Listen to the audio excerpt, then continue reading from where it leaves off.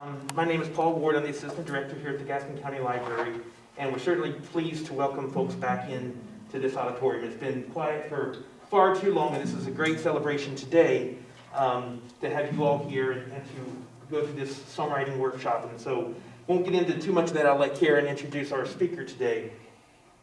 But I do want to mention, and I know that this is important to Carolina Pro Musica, that this project today is part of the Carolina Pro Musica's GEMS, or Gaston Early Music Series, which is supported by the NC Arts Council, a division of the Department of Natural and Cultural Resources, the Gaston Arts Council, and the Gaston Community Foundation. We know we partner with those agencies quite a bit here at the library as well, so we know how valuable they are to our community in providing these great learning opportunities and cultural experiences for our community. So that's all I'm going to say, but I will turn it over to Karen Jacob. She is part of Carolina Pro Musica, and I'll let her introduce our speaker today, Ms. Thompson. So I think we'll start off by kind of introducing ourselves just briefly and who we are to make sure that we know it's fairly obvious who Eddie is, because he's not like Jocelyn and I.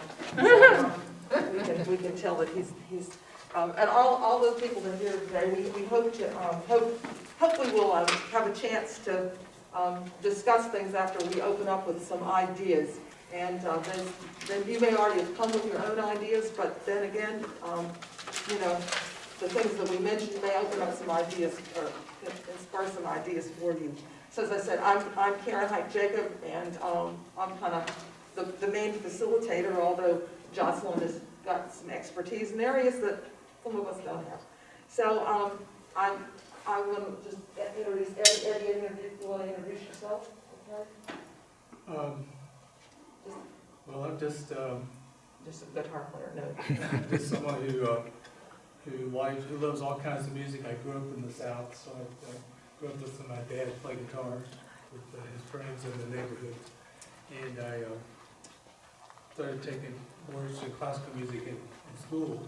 So I ended up majoring in recorder. So I play recorder and flute, and so I played with Karen since 1979 in the Carolina Pro Musica group. So we've done a lot of music together. Okay. And then there's Jocelyn. Hi, I'm Jocelyn Farnhasa. I grew up here, went to Hunter House High School. I graduated, have an undergraduate in piano and music ed from UNCG, Masters of Music, UNCG, and a Master's in Special Ed. And I retired after 38 years of teaching in Charlotte-Mecklenburg. 30 of those years, Charlotte-Mecklenburg. And I taught choral music, piano, music appreciation, AP music theory, all of that. I'm still director of music organist at Memorial Presbyterian Church in Charlotte. And I teach piano and voice, although not now. Voice is set aside for me at Gaston School of the Arts. Good enough. I've got another person who came in, so welcome. If you want to quickly just let's go around the room and just at least tell us your name, or at least your first name, so that we know who you are and we can at least maybe identify with you. So if you want to just tell us who you are, and you don't have to tell us why you came, but who you are, and if you want to say something about yourself, that's fine. Okay. My name is Juanita Jackson, and I'm from Washington, D.C. And I'm kind of learning my way around here, and I saw this when I was at the library, and I said, oh, this is interesting. So I'm here. Very good. Well, thank you. Becker? Hi, I'm Julian Wilson. I teach in Gaston County Schools. This is my 23rd year teaching band, and my children have taken piano with Miss Thompson, and looking forward to the class today. Okay. Where are you teaching this year? Well, I taught at the Virtual Academy this year, Yeah. but the school I've been at most of those 23 years has been York Chester Middle School. Oh, okay. And we hope we go back to school next year with real teaching, maybe. Yeah. It's kind of hard to have a band if you are on one. Yeah. Okay. Back in the back. Yes, sir. My name is Brian Buchanan. I'm mainly here for my daughter. She loves to write songs and play music. She's a beautiful singer, so I'm just supporting her. Okay. I'm Chloe. I've been writing and playing music and stuff. Over there.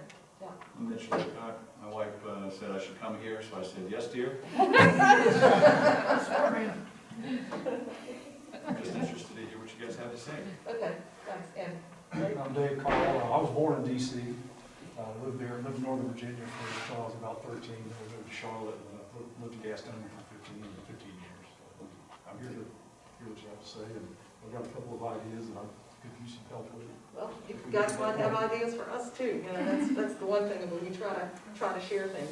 So, our organization, my organization that Eddie performs with me, Carolina for Musica, has been around Charlotte for a long time, and we do any kind of music going back as early as medieval music to the 18th century pretty much.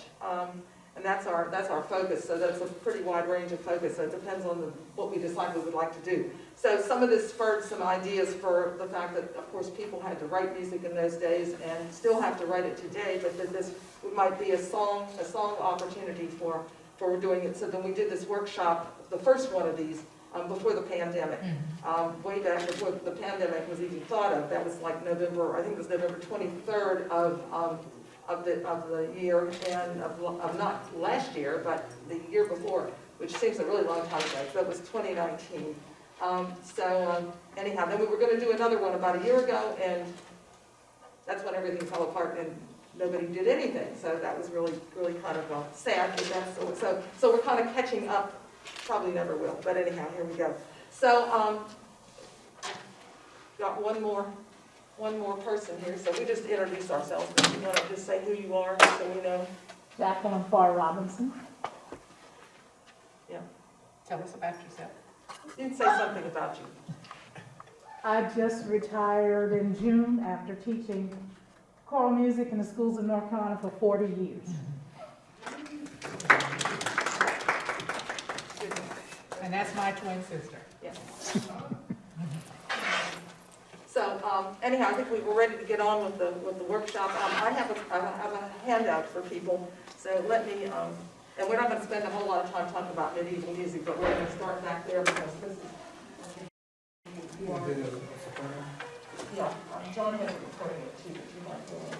So let me just hand these out, and you should have two different pages, or two different songs. So, cheap paper sometimes sticks together, so make sure that.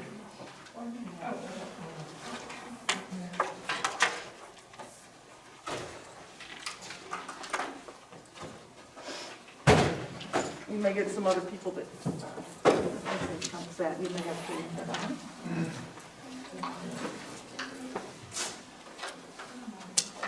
Make sure you have the two pieces.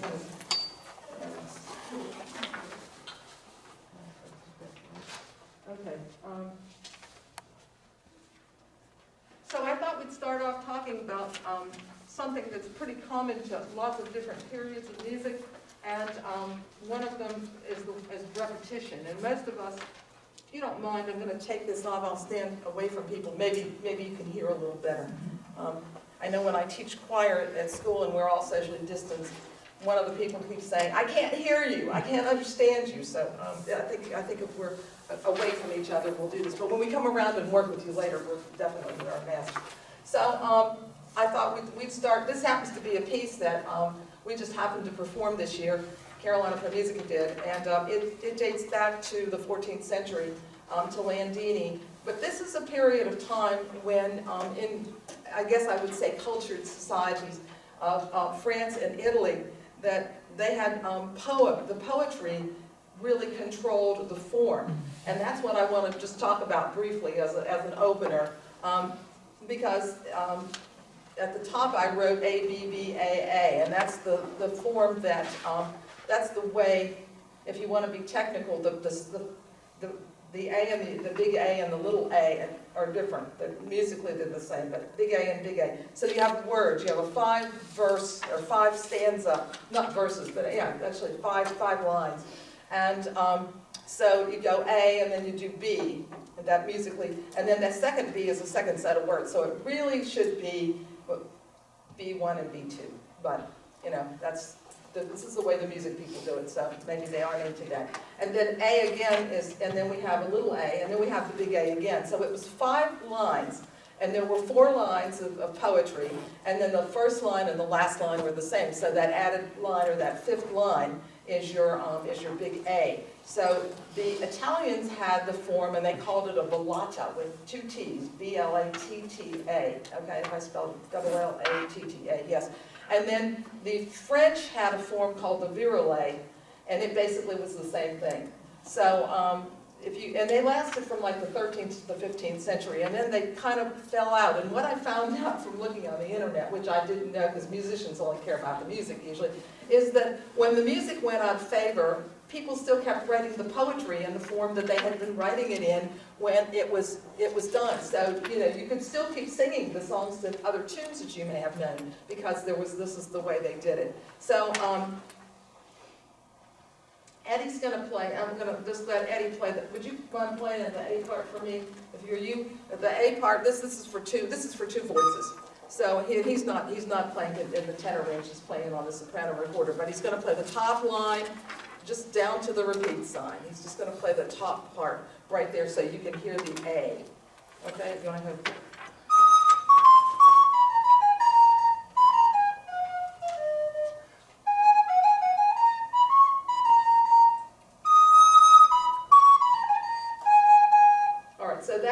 That's your main idea, and so that's your main words, which is a spring song. It's talking about spring has come and our hearts are glad, and basically is what it's saying.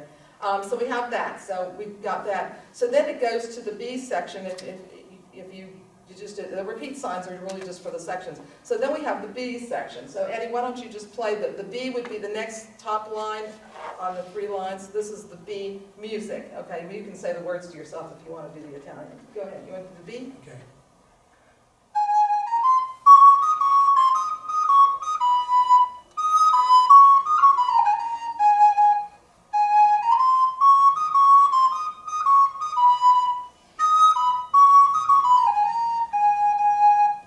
So that's the B section, and it has a certain number of syllables too, if you counted the syllables of the words. Then the B section gets repeated with the other set of words, so that's where I put a 3 in there when I made the copy error. So it says we just did 2, 3 would have the same tune. Then you were going to go back to the top, and this is where we have 4. There's a little 4 underneath there, and 4 is the same as the A, only this is little a, because it's a different set of words. And then after that, we come back to, we do the repeat, and we repeat the big A, which would be the Echo La Primavera part. So my husband has this recording of the recent performance that we did. We have, there's a part where Eddie plays recorder. We have a singer. Eddie sings. We have a bass player. I'm just playing some Moroccan drum type things that are play drums. So it's all of 2 minutes, but we're going to watch it. So if you can read music, you can just follow it along. So it's A, then it's B, and this part gets repeated twice. Then we go back here to the line 4, and then line 5, and that's the end of the piece. So this was a very common form, but my point is listen for the repetition, because it hits you right at the beginning, as does most of the time. In almost any period of music, there's usually something that gets repeated, but it hits you right at the beginning and shows it to you, and then you get to hear it again.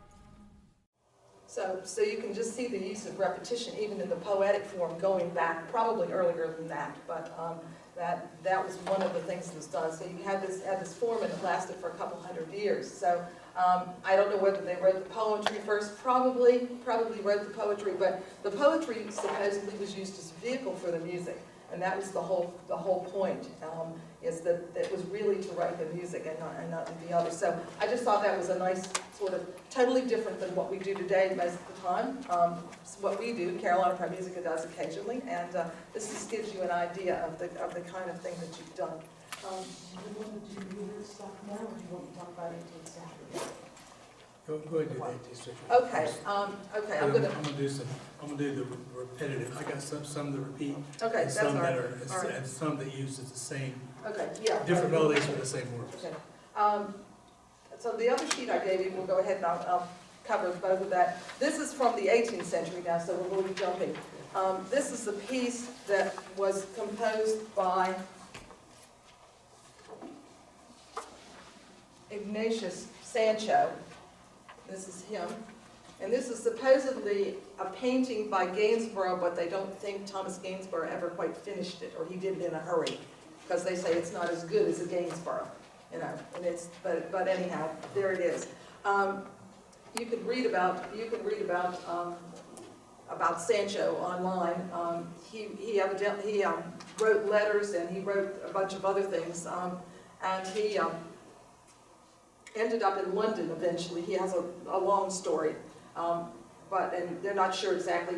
Some places they think he came from Africa, some other places, but anyhow, he ends up in England, and he was given to three sisters who don't have a kid, any children, and he lives with them. He's like they're sort of their servant, but he's a kid when he's given to them. And eventually, he stays in London and becomes quite famous, and is quite educated and friends with some other people. So this song, The Sweetest Bard, is just one of his many songs that he set. And they're set very much in the 18th century style, because by the time he wrote this, he was friends with a lot of people. He owned property. He was the first black person to vote in London. I don't remember where his house was. I looked it up online. You can find the address pretty easy with Google. But anyway, he was friends with David Garrett, and this is David Garrett, who wrote the words to this song. And I just thought I'd tell you, Garrett was evidently a very fine Shakespearean actor, and that people came to hear Garrett not because they wanted to hear Shakespeare, but they wanted to see Garrett deliver Shakespeare. And there's all sorts of stuff written about him. So he was evidently friends with Sancho. And Garrett does all kinds of crazy things to get people to come to the theater, and has big festivals and other sorts of things. So, but anyhow, Garrett was friends with Sancho. So Sancho took these words, and this was some celebration of Shakespeare, and he took these words and he wrote a little song. And it's very much in the style of the songs of the day, because that's what he knew. So I just wanted to use my idea. We were talking about repetition. Well, if you look at this song, and this is actually what it looks like when it was, I mean, you can find this online. It's where I found it. This is the original. It's got 3 verses, and in very much typical British style, they write the second and third verse down below. They never underlay another one. I mean, you know, we're so used to songs being underlaid with different verses, like even a hymn or something, but they don't do that. But anyhow, it's for some kind of keyboard, or you can add an instrument to it, or whatever you would like at the top. But if we look at the song, it has an introduction.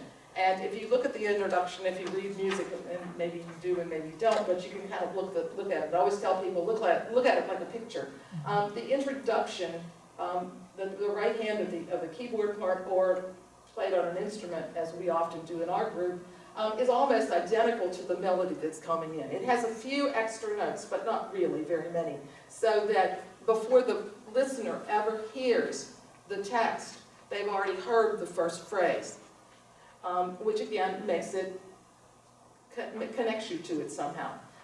And then, so you would go all the way through, and then it has some little tags, a little fill-in with some other instruments, and it goes down to the end, and it has kind of a tag on the end. And then, theoretically, it goes back and repeats, again with that first line as the introduction, and then the other.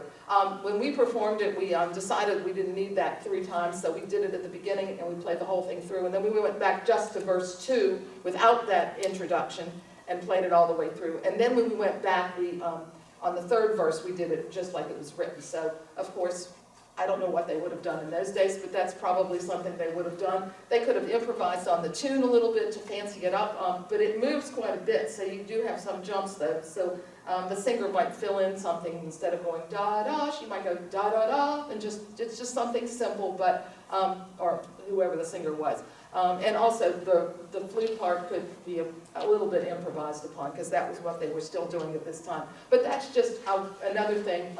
If you come to the program we're going to do next Saturday, we're going to do a couple of these pieces and some dances by Sancho. So, so that's why I thought I'd mention them today, not just to promote the concert, but to also say that even in that way, there was a simple repetition. And of course, the verses are repetitive, so you know that you can know the tune. But that's just taking some words that someone else wrote and setting them to music. So I'm going to turn it over to Eddie. He's going to talk about a couple different things, and I'm going to move over here out of the way. Excuse me. Can you Yes. spell the gentleman's name? Is it S-A-N? C-H-O. Gotcha. S-A-N-C-H-O. Sancho. Yeah, Ignatius Sanchez. Ignatius, yes. Somebody said to me, "What a funny first name." Well, that's a real name. How about Ignatius of Loyola? Yeah, you know. So, okay, Eddie, you're on. Okay, Karen said we're talking about repetition, so I found a couple of hymns you might be familiar with. Why don't you pick?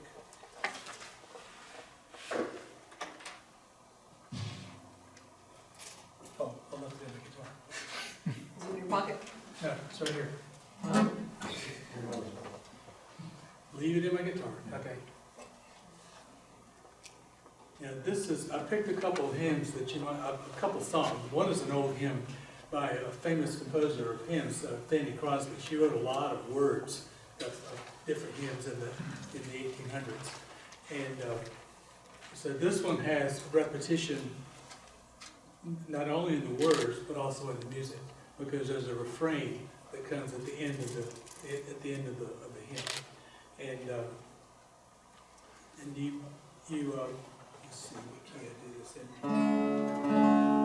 And what I'm going to do, you're probably familiar with this, but let me show you that it's got a beginning part that's very similar to what the end part is. Now the end part, the refrain starts out praise him, and it takes part from the very beginning of the verse, and it's something at the very end of the verse. So he takes the melody and the words from the beginning of the verse and the end of the verse and makes a refrain out of it. She does, the musician that did the song.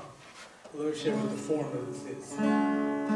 Praise him, Jesus our blessed Redeemer. Sing over his wonderful love proclaim. Hail him, highest archangels in glory. Strength and honor give to his holy name. Like a shepherd, Jesus will guard his children. In his arms he carries them all day long. Here's the refrain. Praise him, love his excellent greatness. Praise him, ever in joyful song. So you see that refrain comes from the beginning of the verse and the sort of the end of the verse. Now the verse has a little extra section. This was an unusual form because there's a verse and then there's a middle part that goes before the refrain. But the middle part, they always have different, there's 3 different verses listed here. So that way you have so there's repetition not only in the praise him, da da da da da da, and then it goes praise him, every joyful song. That's the refrain. But that part in the verse comes in the middle because you do praise him, sing over his wonderful love proclaim. Hail him, highest of glory. strength and honor, give to his holy name. Now that's where he gets the end of the refrain. So he takes that whole long first phrase from the music and the words, and he sort of puts the refrain together from that. So that's the way of using refrain to repeat not only the words, but the melody itself. Sometimes the refrain can be totally different from the, but in the two examples I picked, I think well, in this other one I had the other one I had was an old Irish tune, or Scottish. No, it's a Scottish tune. Let me see. Put this up to a bit of key here.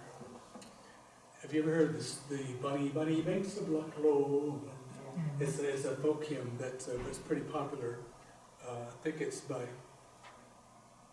Well, I don't know who it's by, but it's dedicated to someone in England, in Scotland.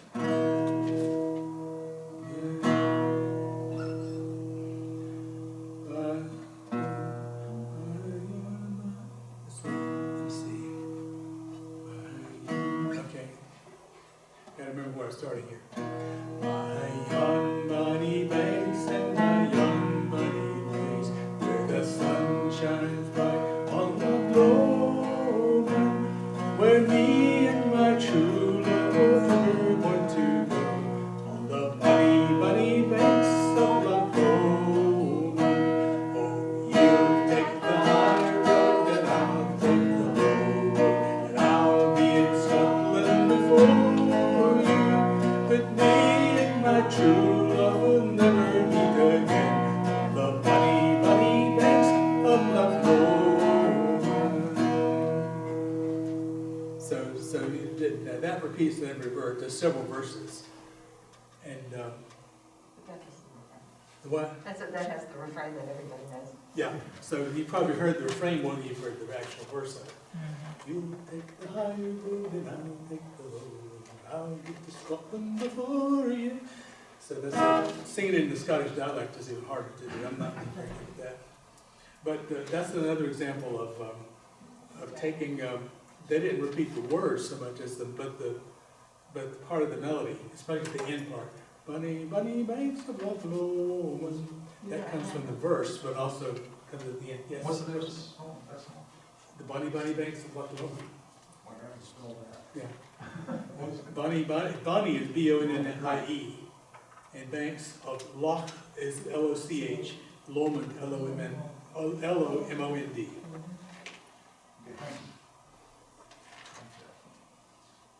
And this was,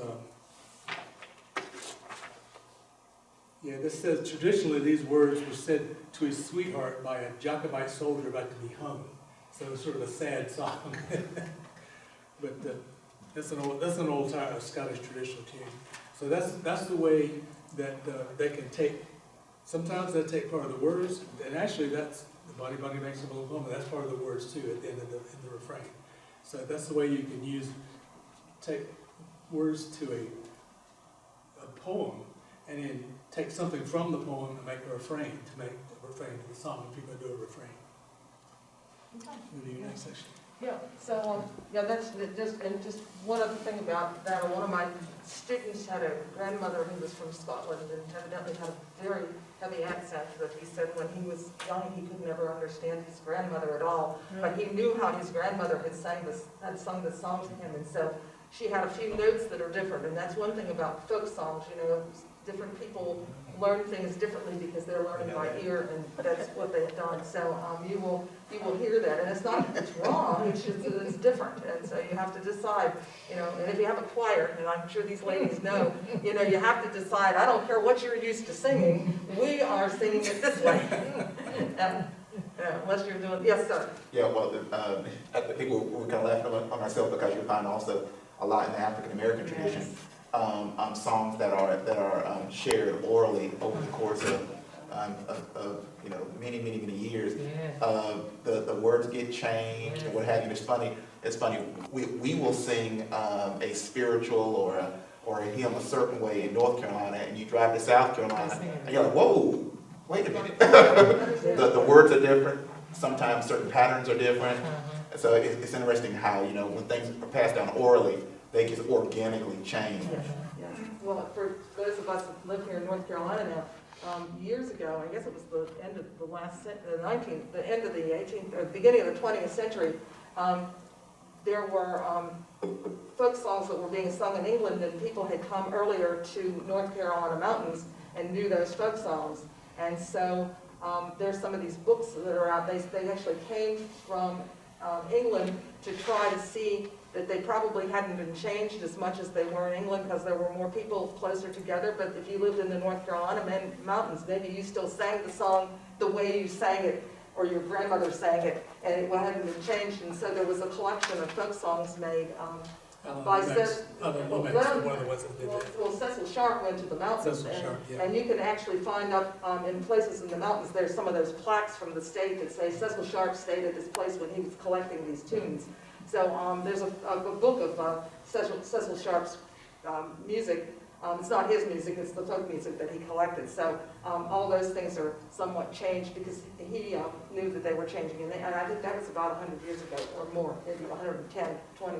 So on to Jocelyn. So When we're talking about writing music, I don't want you to be fearful about writing music. Music has form, whether you're aware of it or not.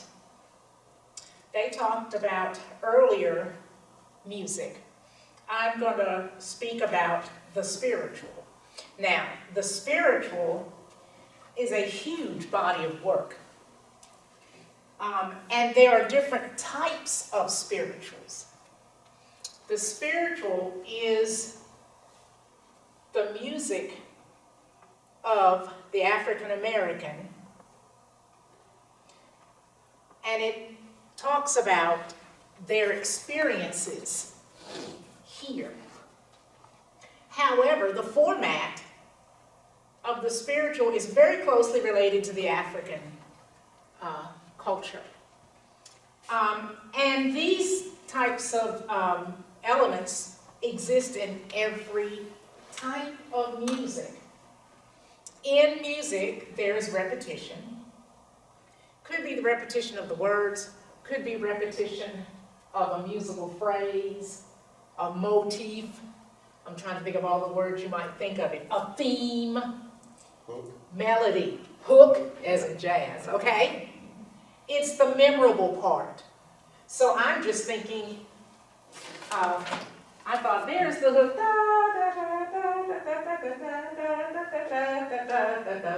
all right, that stuck with me, that part A. Even though I didn't put the half and the whole section where it's supposed to be, okay? When writing music, there are certain performance practices, there are certain characteristics that make one genre of music different from another. But all of the techniques of songwriting, you're going to have form, rhythmic form, melodic form, and whether you are aware of it or not, when you compose, how many of you all have written? Sort of. Arranged. There's a difference between writing and arranging, okay? If you arrange, you take an existing piece of work and arrange it, okay, in a way, in a style. So I think probably with the spiritual, it's based upon African culture, because that's where our slaves came from. Now, listeners find comfort in music that has form. Has anybody ever listened to some music and you couldn't figure out which way was up? Oh my goodness, it changed from here to there, blah, blah, blah, blah, blah. That's what instrumental music does to a lot of our kids, or maybe adults. I find that people don't know how to listen to instrumental music. Because in our culture, when I say American culture, we're so used to hearing the what? We're so used to hearing the words. And if there are no words, I'm sure that Mr. Wilson and my sister can tell you, the kids are like, well, I don't know what I'm listening for. I don't know. That's where you point and teach whomever you're teaching that there are certain themes, motifs, if you want to say, rhythmic patterns that you listen for. Now, I'm going to talk about, you have so many different types of spirituals. You've got the work song, okay? I'm going to give it the work song. The work song is a song that reflected the repetitiveness of what they were doing, whether it was picking cotton, whether it was working on the railroad, okay? Here's one that's a combination of a work song. Free at last,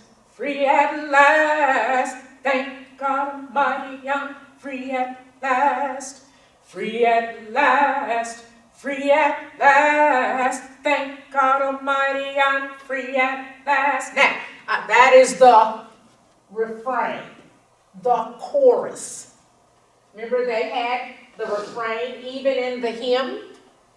The refrain is the go-to part. That is the glue. Now, here's what I want you to do. As I sing this, I want you to stomp to the beat. Don't be polite, I want. Okay? Free at last, thank God Almighty, I'm free at last, thank God Almighty, I'm free at last. Yes. Now, if you heard that, that is the beat. What could that be illustrating in the slave life? Hammer. Like you said earlier, the repetitiveness of the work that they're doing. Repetitiveness of what they were doing, whether it was picking cotton, whatever. Okay? So that is the refrain. Surely been viewed and surely been scorned. Thank God Almighty, I'm free at last. But still my soul is a heaven born. Thank God Almighty, I'm free at last. Now, what is repetitive in the words? What it seems to be the Free at last. thank God Almighty. Thank God Almighty. Okay, another work song. If I can pull it up. My sister was the director of the Charlotte Contemporary Ensemble, and I was the assistant director, and there was a song.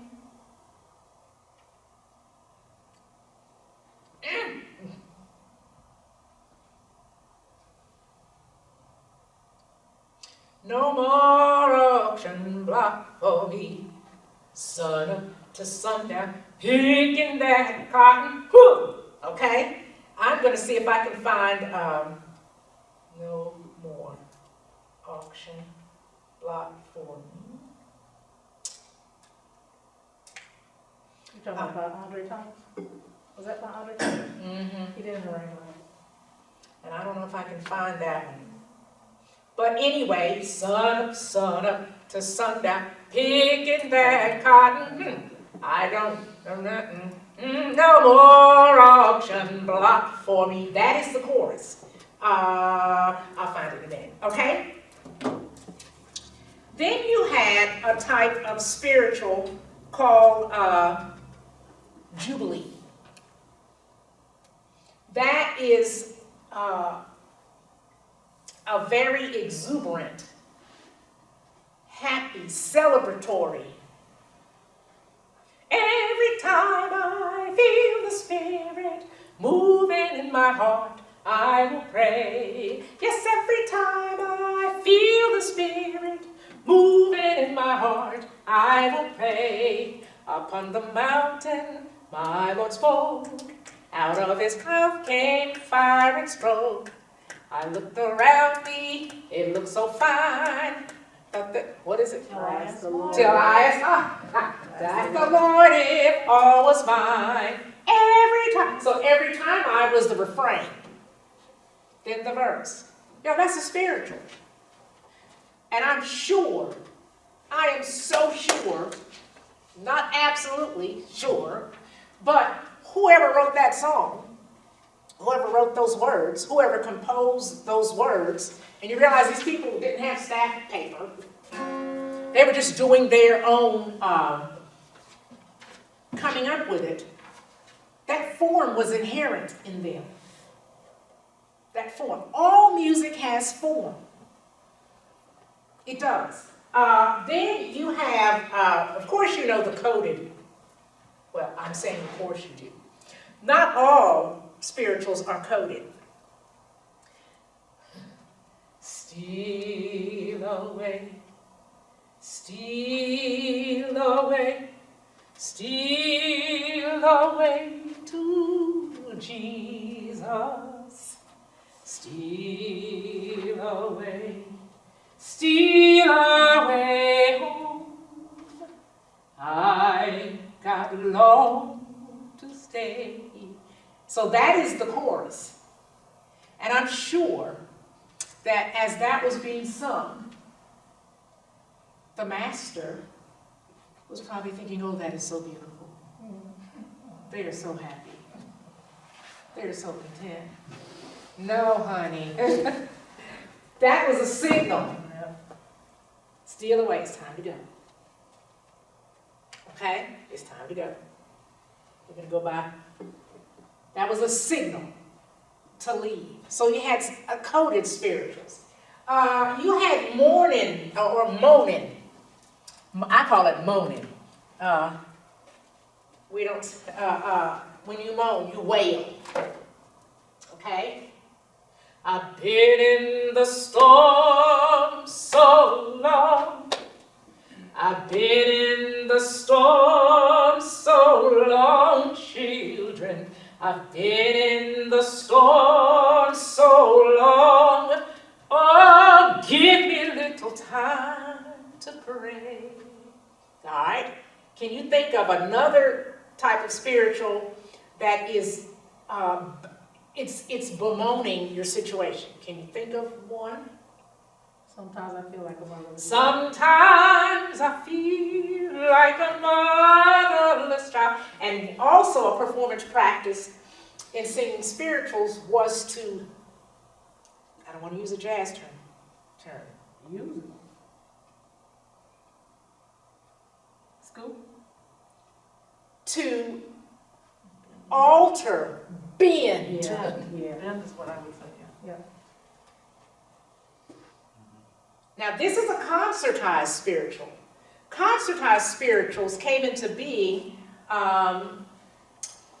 through persons like R. Nathaniel Dett, H.T. Burley, who had classical training, were musicians, and they applied the classical elements to the spiritual so that they could be performed in front of the audience. So, this is an H.T. Burley collection. You see how it's, oh Lord. All right. And our mother, bless God rest her soul, our mother sang under the baton of R. Nathaniel Dett. Our mother is a graduate of Bennett College. And I don't know whether, Jack, can you remember whether it's her junior year or senior year, but R. Nathaniel Dett was the composer, the artist in residence that year. And our father sang in the Hall Johnson choir. Hall Johnson, phenomenal musician, phenomenal. Jack and I didn't know who we were talking to because Hall Johnson and my mom and dad, they would call each other when we moved here to North Carolina because they were in New York then. And it was nothing to get a phone call from Hall Johnson checking up mom and dad.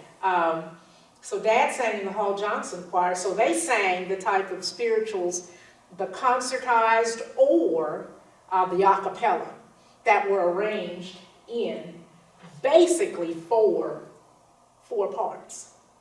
My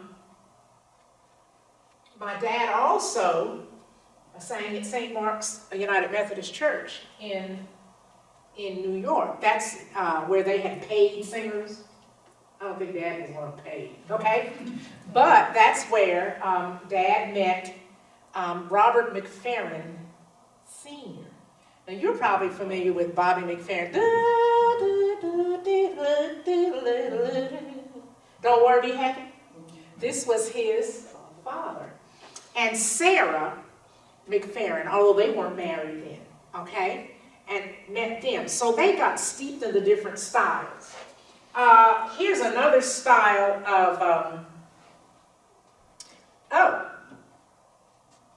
people don't think this. I've been buked and I've been scorned. I've been talked about, shows you born. I've been buked and I've been scorned. I've been buked and I've been scorned. Not cheer. You see the difference? Performance practice. Children that scoop. What is the purpose of that? I don't know that there was a written purpose. Why were they scooping there? They were expressing how they were feeling on the inside. So what is the scoop? That's the whale. The whale. Y'all get it? It's the whale. The Alderney dances. Excuse me? The Alderney dances. Yes. Yes. They dance to that. And I had the pleasure to try out Mm-hmm. and to read Alderney, Judah Jefferson, show me how to play cards. I was there. And that was one of their songs, and we did it in our high school. Mm-hmm. As one of our dancing numbers, and we had the opportunity to be right there with them. So you were illustrating, Yeah. your movements illustrated My emotions. the emotions of. Okay? Now, there is I want to go back to the spiritual comes out of the African tradition. Rhythm. They're rhythmic. There's a strong, I didn't say fast, okay? There's a difference between being rhythmic and fast. There's a strong sense of rhythm. You all found it, okay? I'm going to play, if I can find it. Lord have mercy, I'm not good with this technology, okay? I punch in, okay. Is it from Odessa? Excuse me? Odessa? No. Okay.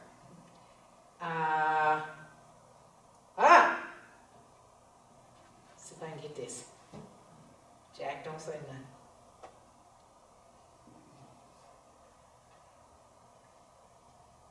When it's going round, is it coming? It's loading. It's loading. Oh, no.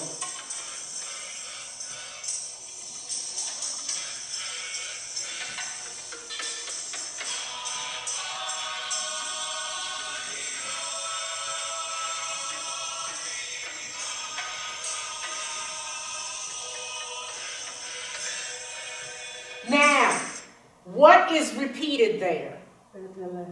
Betelehemu. This is a Nigerian song. And the men, that ain't the right key. Hey. Repeating.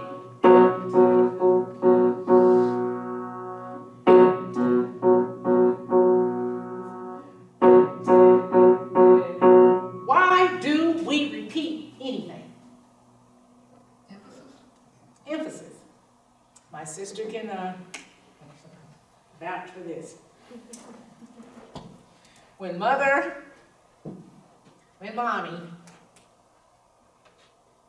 sit down. Oh, no. If she said it again, you can bet she didn't say it the same way. She might have said, I said, sit down, okay? Third time, we knew we were in trouble, okay? The repetition. Huh? Oh, I say every rhyme goes higher and higher. Whoa!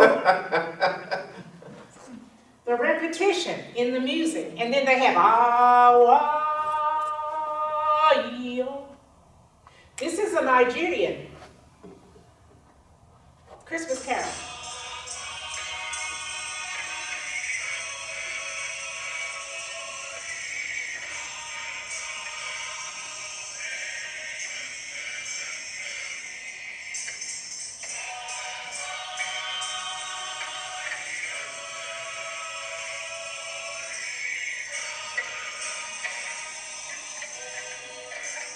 Now,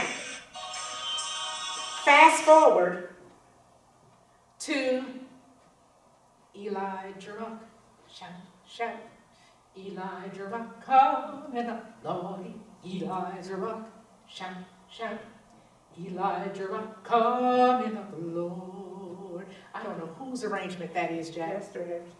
Jester Harrison, yeah. Did you hear that? Elijah Rock. Jester Harrison, for those of you who don't know who Jester Harrison was, he played Rollo, no, whatever his name is, he was on Amen. Amen.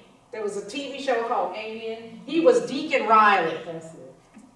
Real short. But before Jester Harrison was an actor, he was an arranger of spirituals. I'm going to tell you about the coming of the judgment. Very well, very well. I'm going to tell you about the coming of the judgment. Very well, very well. In that great get up morning. Very well, very well. In that great get up morning. Very well, very well. What type of spiritual is that? Jubilee. Rhythmic, right? Right? Rhythmic.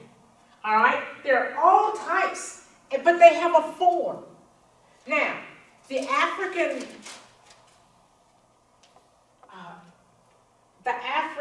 culture, back when the slaves were there, they weren't studying a book. Well, we've got to have ABA form, so and so, blah, blah, blah, so and so, so. It was inherent. So you, as music writers, you are going to compose in a style that you're comfortable with. You may not know what to call it. You may not know whether it's 3/4 or 4/4 or 6/8 or ABA form or blah, blah, blah, blah, blah. But their music has form. Music has a motive, a theme. And music will have some piece that you're going to come back to so that you're recognizable. Let's see if I can do this. Sorry.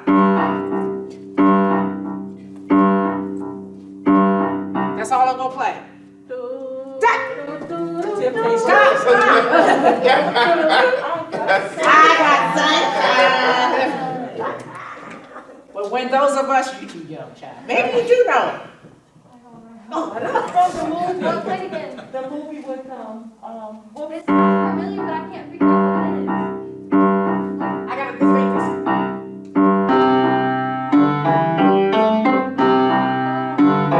I got sunshine. Have you heard that? Oh, the clouds. Look at how young she is. My girl. What was that movie? Was it Macaulay Culkin he played?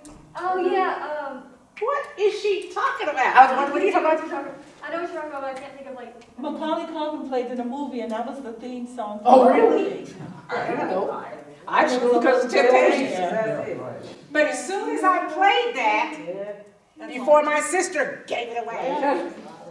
How many of y'all got it when you heard it? Yeah. That's because we silver haired, okay? Yeah. Music has, that's the hook, okay? Then you have, I guess you say, what can make me feel this way? My girl, talking about my girl, my girl. Okay, he took a hymn. Let me show you how you can change the style. Because from the spiritual came blues came gospel. They're different. They are different. A lot of people confuse gospel and spirituals. Some of you are maybe ever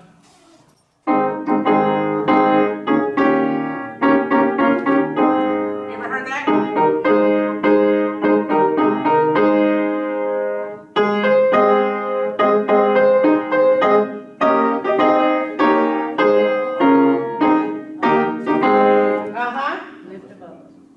Lift the Savior, lift him up. Now, why are you saying that, okay? What's repeated? Lift him up, still he speaks from eternity. All right?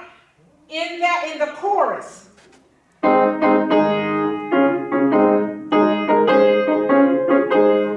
What is repeated? Lift the Savior up, it's in the bass. In the rhythmic, the alto, and the tenor and the bass. Sorry. So there's a rhythmic repetition. There's also, what are you saying? Lift him up. How does the melody illustrate? It goes up. It goes up. Okay? Now, da da da, the next one's higher. Da da da. Illustrate lifting up the name of Jesus. Okay? Now, here's another arrangement.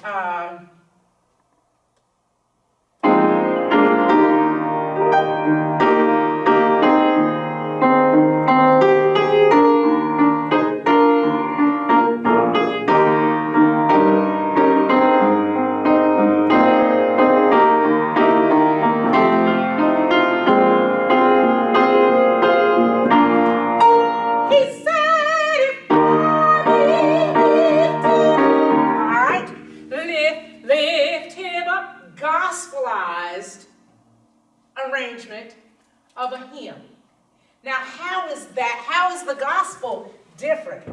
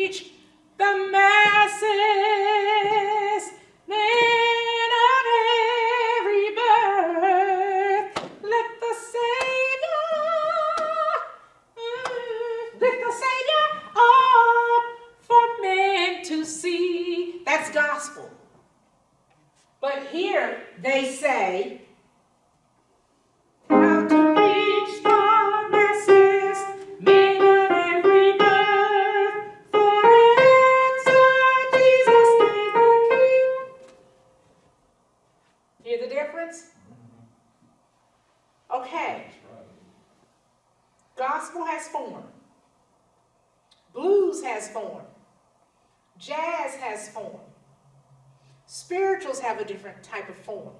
And within the spiritual, each spiritual has a different form.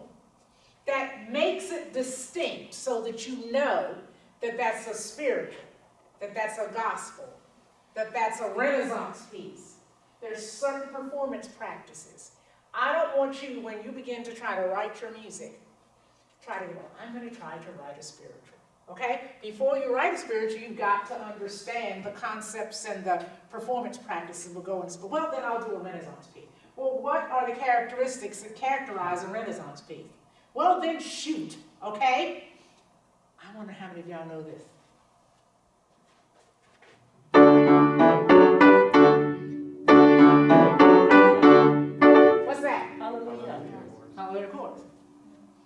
remember when I used to teach, it didn't matter whether I was at Providence High School, West Charlotte, Maverick Creek, Garrett, it didn't matter.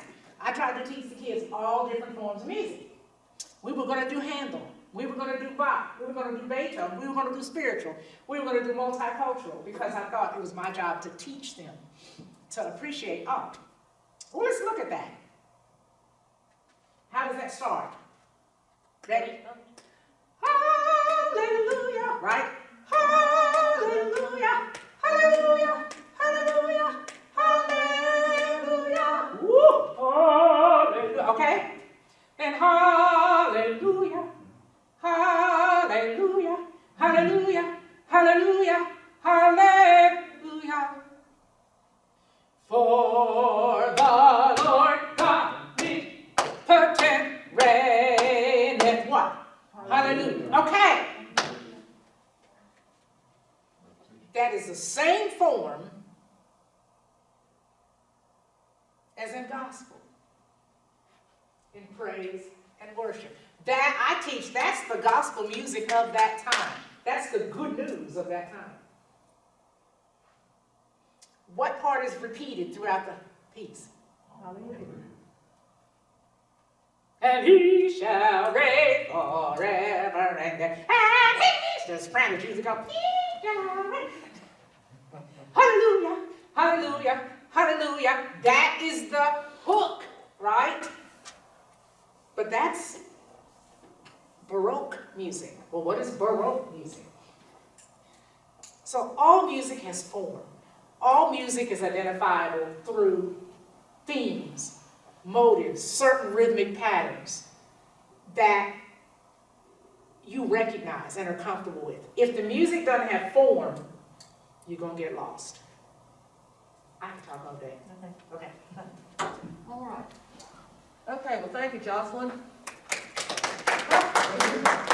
Okay, so anybody have any questions? We have some time remaining. If you've been working on a project, you have something that you'd like some input in, or you'd like to get with each other, we're open to whatever. Anybody with guitar stuff, or talk to Eddie? Don't talk to me, I don't play guitar. I tried, you know, we all, some of us that lived in the era of the folk music, we all tried to play guitar to lead the group, but, you know, I could lead the group and get them started, but I could play a few chords, so that's not my thing. Anyhow, anybody have any questions for anybody that they come up with?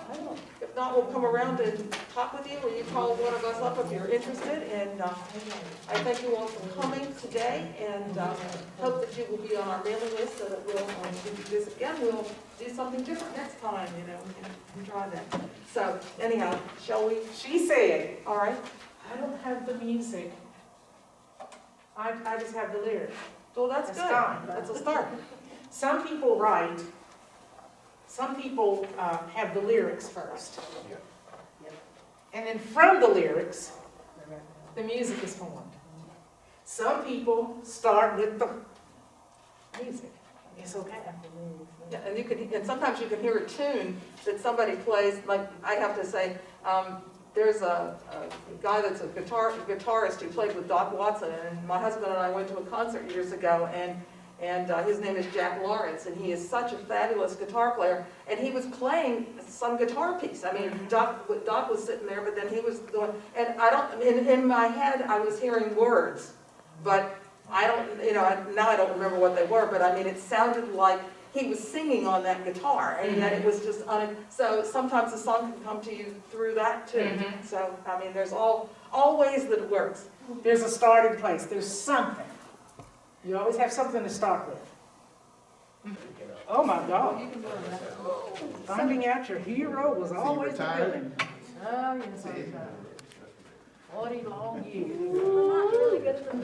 Now she's got, What are they gonna do without you? oh, that'll be fine. She's got words. And then she's actually put some chords.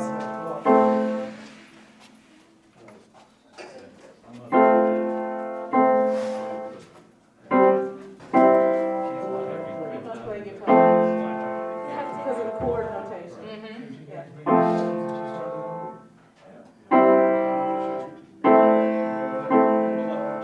Words that have music, and I can come up with music really easy for some reason. Words are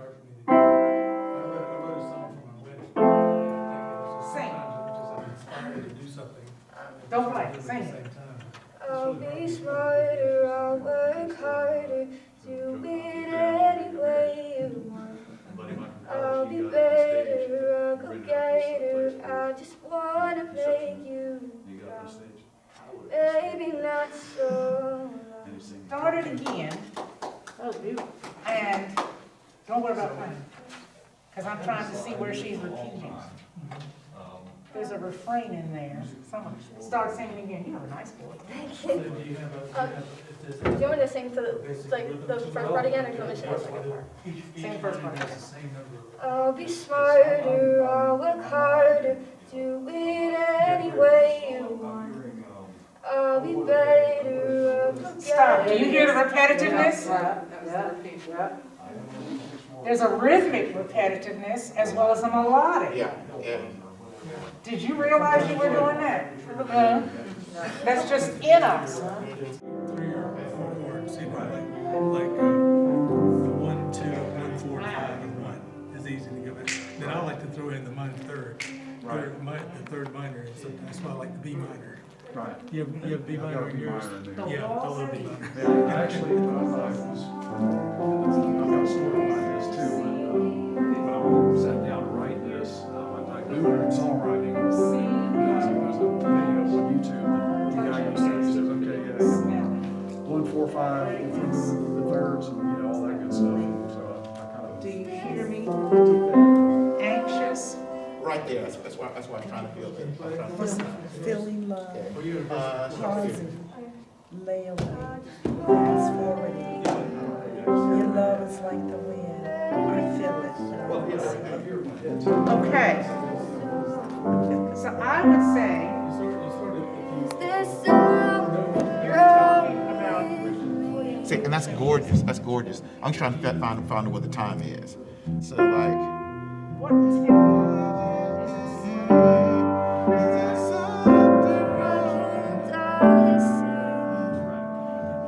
supposed to be the hero.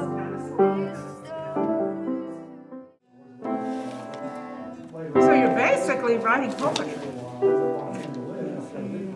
And here's the one, well, let's do this one real quick. This was a guy that I met 10 years ago, and I didn't have anything to give him for his birthday.